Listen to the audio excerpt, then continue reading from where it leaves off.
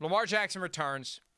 Lamar Jackson throws 4 touchdown passes. Lamar Jackson was 18 of 23 for 204 yards. He didn't run all that much, and I sensed that he was holding something back. I don't know if you sensed that. When it was time for him to go on the move, I never saw him throw it into high gear. The nitrous oxide button was never pressed, which is smart, because the thing about the hamstring, you think it's healed, and it's not. And my guess is somebody told him, do not open it up tonight. And I never sensed that he did. And he still was phenomenal. Yeah, you'd like to say it's not that easy when it comes to evaluating these games and thinking about who's going to be there in the end. But sometimes it is that easy. It's as easy as you have an MVP quarterback, you have a high-level quarterback, you're going to win a lot more than you lose. You're going to have a chance in every game you play in. And it makes the entire team, all the things we talked about with the Ravens, without Lamar Jackson, were real issues, but now they're lesser issues with his return. Oh, you got to think about their defense. Their defense isn't what it wasn't what it was. And, Derrick Henry, is he going to be the same? And the offensive line, and they really got to get back to health. I mean, all those things are true.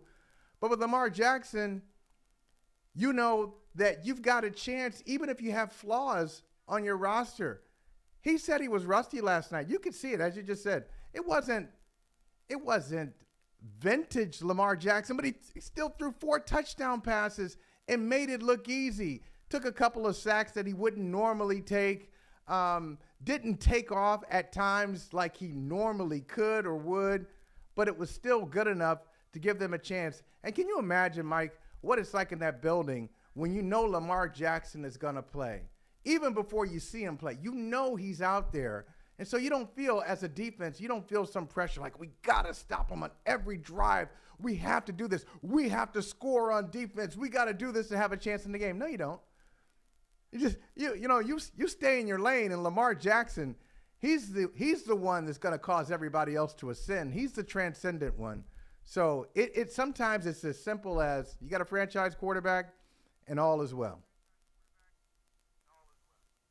Well, and we were touching earlier on their history this year.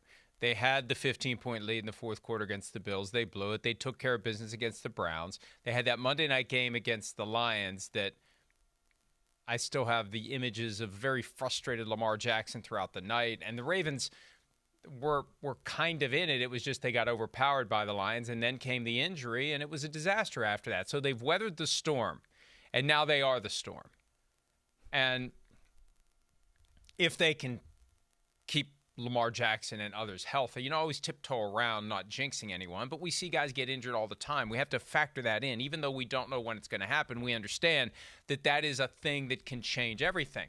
But they got to be feeling pretty good right now. And, the other thing that'll happen, too, if they do get hammered by the NFL, they'll find a way to turn that into a spark. Remember the thing a couple of years ago with the report about Sean McDermott and the unfortunate example he used several years earlier in training camp, and there was this storm around Sean McDermott. If you manipulate it the right way, it's us against the world. It's us against everyone. Everyone's out to get us, and you find a way to turn that into something positive. And as you said earlier, we showed the schedule. They can get on a nice little win, and they're going to overtake the Steelers, and they're going to win the division, and they're currently favored. They're the minus 180. It's going higher and higher, or lower and lower, as the case may be. And, Lamar Jackson was such a focal point last night. Derrick Henry had the quietest 119 rushing yards that I can ever remember. When he was up around 90, it's like, he's got 90? Yeah, he broke one. But very workmanlike, just plugging away, no fumbles, whatever he did after that rash of fumbles. And he was distraught during that Week 3 Monday night game against the Lions. That's all cured. Just everything was clicking last night for the Ravens. The defense got healthy. That was the thing that Sims and I acknowledged in the aftermath of the Sunday game. We both picked the Bears under the assumption that Lamar wasn't going to play. Very simple. Lamar doesn't play, the Ravens lose. And along the way, we failed to notice the defense got healthy. So defense is healthy. Lamar's back. Lamar only went into gear 4 out of 6. I think he deliberately kept himself. He had the restrictor plate. Isn't that what they use for some of the NASCAR races? So you can't gun it. He didn't gun it last night. When he guns it, that's when he's going to be even more phenomenal. So the Ravens are looking pretty good right now at 3-5. Schedule lines up. 2 games against the Steelers much later in the season relative to what they have.